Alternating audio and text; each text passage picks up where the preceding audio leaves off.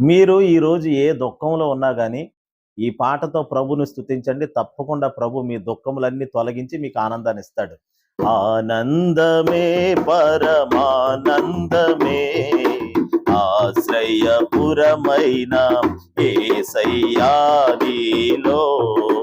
ఆనందమే పరమానందమే ఆశ్రయపురమైన యేసయ్యా నీలో.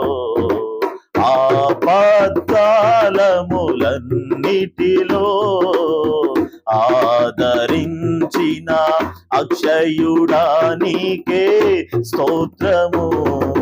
ఆపత్కాలములన్నిటిలో ఆదరించిన అక్షయుడా నీకే స్తోత్రము.